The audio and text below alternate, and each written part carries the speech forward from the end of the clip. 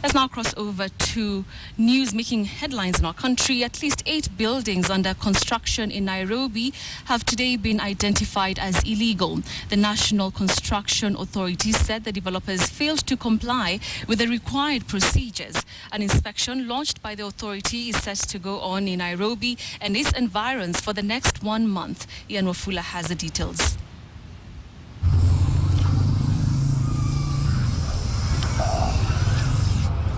As the axe fell on a number of buildings under construction in Nairobi's Githurai area, some of the masons hid behind unfinished walls, not too sure what outcome to expect, while the developers were untraceable except via their mobile phones. We are leaving for you a closure notice, and you'll comply.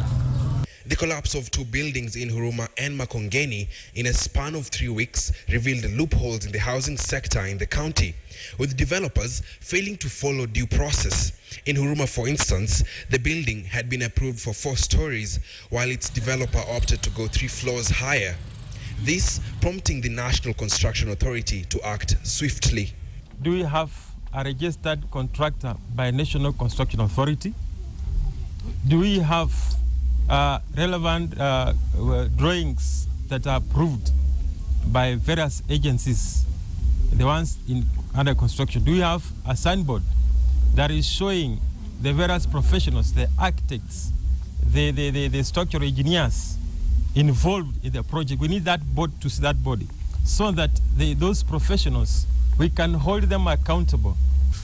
Tenants, on the other hand, have been accused of moving into buildings under construction without demanding for a certificate of occupation, which states whether a building is fit for occupation or not. But the authority maintains the buck stops with building owners and developers. We are giving the developer notice that he has to comply with the various items that he's deficient in. And so we are also copying to the DPP for prosecution, so that it's the DPP who does the prosecution. A number of buildings may soon face demolition. That is once an audit report by a multi-agency task force set up by both the national and county governments is released. This in an effort to address the loss of lives from poor planning and illegal constructions.